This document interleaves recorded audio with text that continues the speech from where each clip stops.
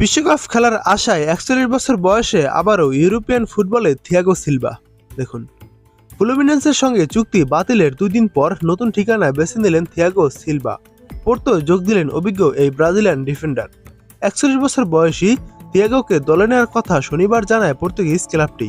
সংবাদ মাধ্যমের খবর অনুযায়ী চুক্তি হয়েছে ২০২৬ সালের জুন পর্যন্ত। এরপর আরও ১ বছর মেয়াদ বাড়ানোর সুযোগ রাখা হয়েছে।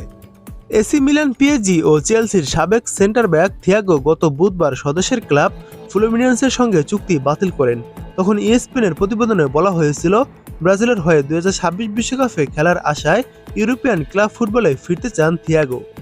নিজ দেশে পেশাদার ক্যারিয়ার শুরুর পর ২০০৪ সালে পোর্তোর হয়ে প্রথম ইউরোপিয়ান ফুটবলে পা রাখেন থিয়াগো। যদিও তাদের মূল দলের হয়ে খেলার সুযোগ পাননি তিনি, রিজার্ভ দলের হয়ে খেলেন ১৪ ম্যাচ। পরের বছর তিনি যোগ দেন রাশিয়ার ক্লাব দিনামো মস্কোতে। তবে যক্ষ্মায় আক্রান্ত হয়ে হাসপাতালে ভর্তি হওয়ায় ক্লাবটির হয়ে আর কোনো ম্যাচ খেলা হয়নি তার। ২০০৬ সালে দাঁড়ে যোগ দেন ফ্লুমিনেন্সে। পরের বছর তাকে পাকাপাকিভাবে কিনে নেয় দলটি। ২০০৯ সালে এসি মিলানে পাড়ি জমান থিয়াগো সিলভা। সেখানে ২০১০-২০১১ মৌসুমে জেতেন সেরিয়া শিরোপা। ইতালিয়ান ক্লাবটিতে ৩ মৌসুম কাটানোর পর ফরাসি ক্লাব পিএসজিতে ৮ বছরের অধ্যায় ৭ বার লিগ সহ অনেক ট্রফি জেতেন তিনি। ২০২০ সালে তিনি যোগ দেন চেলসিতে। ইংলিশ ক্লাবটির হয়ে ২০২০-২০২১ মৌসুমে জেতেন চ্যাম্পিয়ন্স লিগ। এছাড়া ওয়েফা সুপার কাপ ও ক্লাব বিশ্বকাপ জয়ের স্বাদও পান তিনি এখানে।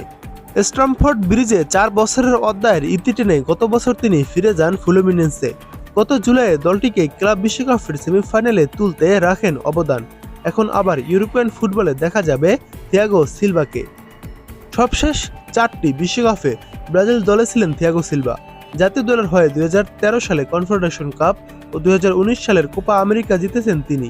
তবে ২০২২ বিশ্বকাপের কোয়ার্টার ফাইনালে ক্রোয়েশিয়ার বিপক্ষে টাইব্রেকারে হেরে বিদায় নেওয়ার পর আর ব্রাজিলের জার্সিতে খেলা হয়নি থিয়াগোর।